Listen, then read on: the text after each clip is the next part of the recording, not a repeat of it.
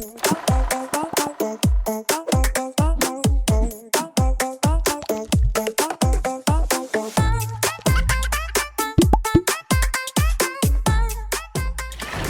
dinheiro, ele revela ou ele transforma as pessoas? Hoje eu tô filósofo. Você sabe que tem um livro da Ayn Rand que chama Revolta de Atlas, tá? Esse livro, ele é um livro de é um romance filosófico, tá? E ele é muito famoso nos Estados Unidos e ele fala principalmente sobre a perspectiva do dinheiro, sobre como o dinheiro muda a vida das pessoas e o que é o dinheiro, né? Uhum. E o que é o dinheiro? Vamos começar por aí, porque antes de dizer se o dinheiro revela ou muda, a gente precisa entender o que é o dinheiro. O dinheiro, ele nada mais é do que confiança, né? Porque você pega um pedaço de papel, crente de que aquele pedaço de papel vale 50 ou 100 reais, entrega para alguém, e esse alguém crente que este pedaço de papel vale 50, 100 reais, te entrega o produto, ou o trabalho, ou o serviço. Uhum. Então, o dinheiro é confiança, certo? Sim. E é um instrumento de troca, para a gente trocar produto, serviço, né? Então, a Ayn Rand, ela fala que o dinheiro, ele é um meio de troca daquilo que de melhor eu tenho a oferecer no mundo, ao mundo, por aquilo que de melhor você tem a oferecer ao mundo. Então eu uso o dinheiro para comprar aquilo que de melhor você tem para oferecer para mim, Tá. e você usa o dinheiro para comprar de mim aquilo que eu tenho de melhor para oferecer para o mundo. Então isso é o dinheiro, tá? E o dinheiro, por muitos aspectos, ele muda e ele revela as pessoas. E ele vai revelar de tudo, desde a arrogância à ignorância. Então ele vai revelar se a pessoa com dinheiro ela é arrogante, ela é soberba, ou se ela é... Existe uma diferença entre você ser ambicioso e ganancioso, né? Uhum. Se ela é gananciosa, é aquela pessoa que quer sempre mais e sempre só para ela. Sim. Né? E a ambição não, é aquela pessoa que tem o dinheiro como meio de prosperidade, né? Não. E e ela não está disposta a fazer tudo e qualquer coisa pelo dinheiro, entendeu? O ambicioso, ele, digamos que ele tenha mais ética do que o ganancioso, né? O ganancioso, ele passa por cima das pessoas. Então o dinheiro sim revela, mas ele também muda, né? Mas ele revela também pro bem, tá? Não é só pro mal, não, que ele revela. Sim, sim. Ele revela aquela pessoa que é altruísta, ele revela aquela pessoa que entende que o dom que foi dado para ela e que fez ela prosperar, né, e que se resultou ali em um sucesso financeiro, isso deve ser devolvido para o mundo de alguma forma, entendeu? Então são pessoas que doam dinheiro, doam tempo, doam conhecimento, tá? Então assim, o dinheiro ele é isso tudo, tá? E ele revela, e não é só pro mal e nem só pro bem. Tem casos que ele se estende um tanto, que o desgaste é tão grande que a melhor situação é que nem o síndico, nem a administradora esteja tratando esse conflito. Que se contrate mesmo um profissional. Caraca, para mediar. Tem muitos condomínios que estão lançando mão da mediação mesmo, porque a situação foge do controle, sabe? Porque de uma certa forma são pessoas, né? A gente não pode esquecer também, né? E é importante a gente entender, né, o que está acontecendo dentro daquele apartamento. Quando tem, por exemplo, um conflito, não material, como eu mencionei aqui, uma questão de infiltração, não. Que são questões, por exemplo, barulho gera muito esses problemas que acabam, às vezes, até culminando as vias de fato, sabe? Acaba polícia na porta do condomínio, acaba acontecendo isso.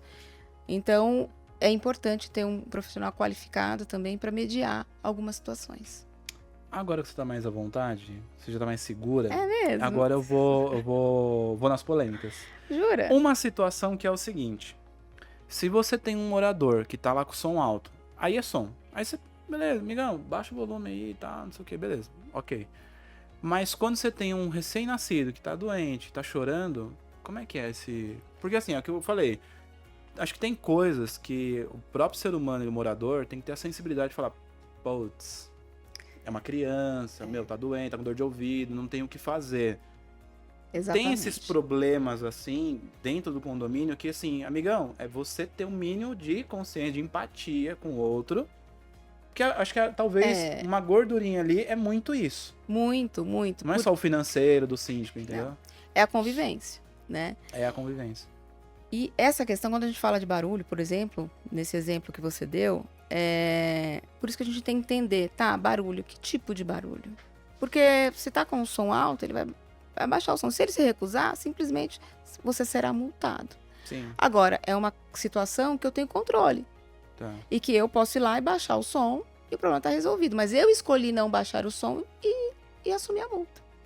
Agora, uma situação de uma criança que está doente, ou a gente tem muitas situações envolvendo crianças atípicas.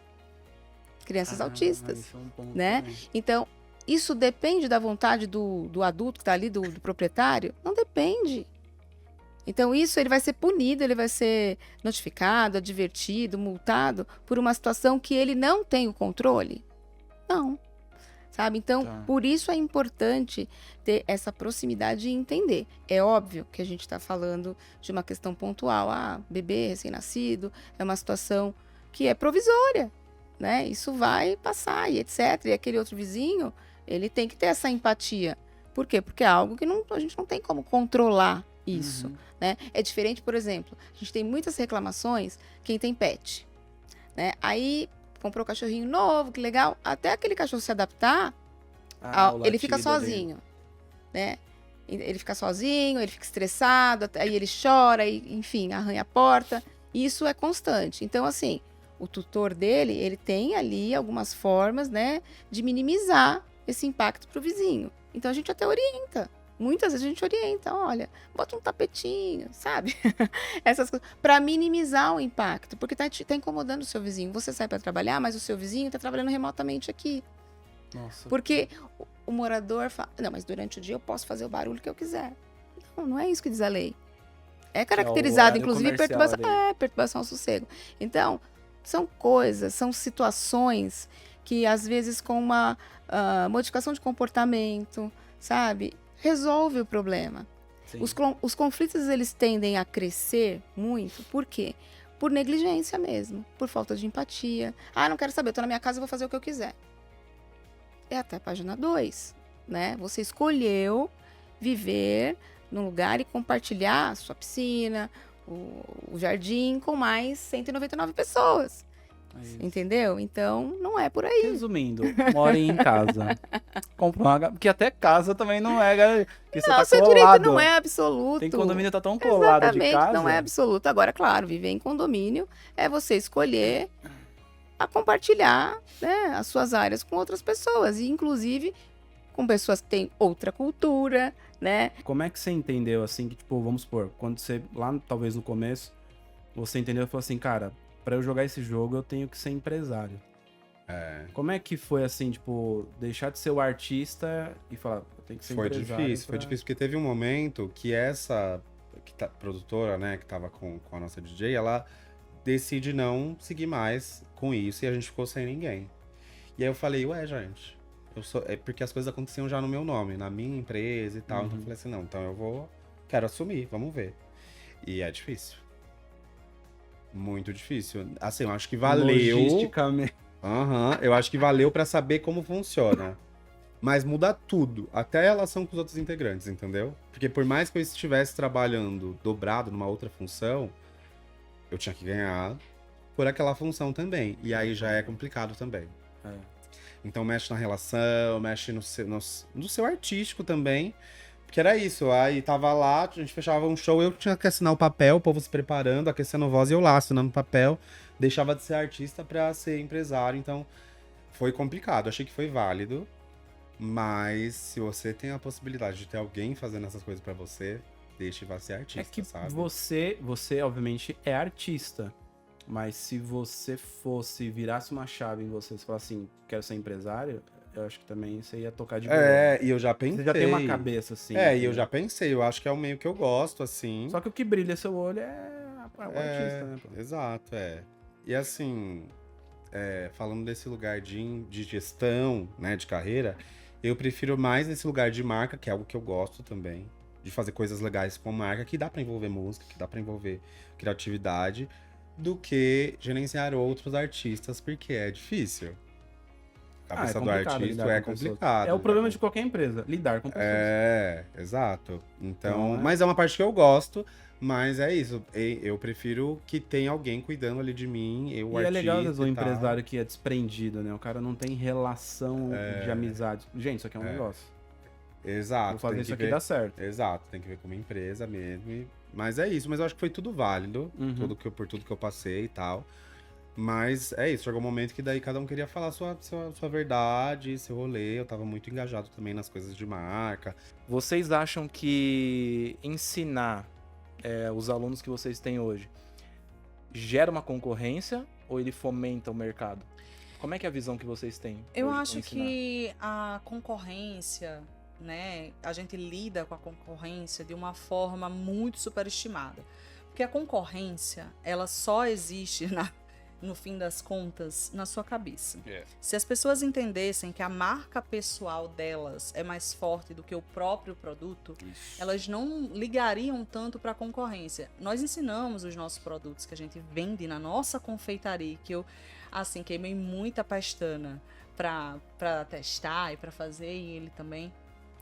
A gente ensina exatamente do jeito que a gente faz lá. E quando a gente tem uma atualização de técnica, a gente faz questão de regravar para mostrar para os nossos alunos, porque a gente quer que eles façam igualzinho que a gente faz. E mesmo assim, a gente continua sendo o melhor macarrão de Osasco, a gente continua sendo um dos macarrões mais lembrados do Brasil. Sim. Então, eu acredito que a marca pessoal e o que você entrega junto ao produto faz com que você seja único. Por mais que as pessoas façam o mesmo produto que a gente vende, cada produto, cada pessoa, cada marca é única. Se você trabalha a sua marca, você não tem concorrência.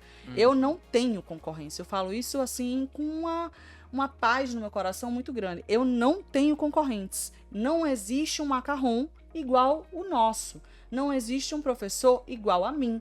Não existe um professor igual a ele. Não existe um bem casado igual ao nosso. Não existe um bolo igual ao nosso. Pelo simples fato de que quem faz esses produtos, quem ensina dessa forma, quem age dessa forma, somos nós. Não existe ninguém igual a mim. Eu sou eu e não vai existir ninguém igual a mim.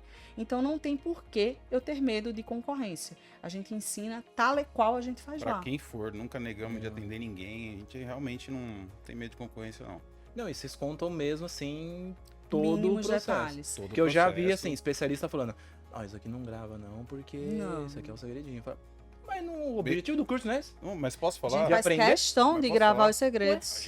O nosso diferencial, eu não sei como é que tá hoje. Faz tempo que eu não compro um curso online aí, só pra eu ver como é que tá a Eu situação compro toda. mais que ele, galera. Mas a gente comprou alguns cursos online dentro do nosso segmento e é nítido, não sei se é porque a gente tem experiência ou não, mas que a pessoa, ela não quer ensinar de verdade, porque ela deve ter medo disso aí que você tá falando. Pô, vou ensinar um cara que segurança. vai Vou fazer o meu falar. produto e vai vender mais do que eu. Olha o tamanho da insegurança do cara, juro por Vou Deus. falar uma coisa muito prática para quem não entende de confeitaria, porque isso aqui abrange muita gente, né?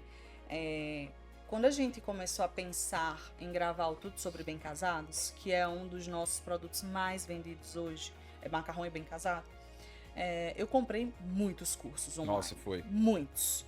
Eu sou uma pessoa que eu não tenho pena de investir. Se é para fazer, eu vou fazer bem feito e eu quero saber o que as pessoas estão entregando para que eu faça melhor. Eu sou obcecada por tudo que eu faço e que eu vou colocar para frente. Se tem o meu nome, pode ter certeza que eu fui obcecada em cada milímetro de coisa que tá ali. Não significa que a gente não erra. Quando a Sim, gente, na claro, nossa entrega. claro. Eu não sou perfeita. Uhum. Não sou perfeita. Nem ele, ninguém é perfeito. Tanto que Mas Tudo até Sobre o Bem erro que eu- Casados, ele foi daqui, que já era um curso top, Pra foi cá. pra cá. Sim. A gente já tinha, o conteúdo já era excelente, mas Sim. passou 2 anos, nós melhoramos muito, obviamente, a qualidade dele Sim. subiu quando a gente regravou, né? Mas o que eu quero dizer é, quando a gente comprou vários cursos e a gente eu comprava os cursos e ia testar as receitas dos cursos, né? E tinha lá, e assa a tantos graus. Assa a tantos graus. E muitos das coisas não estavam funcionando. Só que eu tenho uma base muito maior do que a maioria das pessoas que compram, né? Muita gente compra muito crua. E aí, com isso, a gente teve cada vez mais certeza de que as pessoas não querem só vender. Não querem realmente ensinar.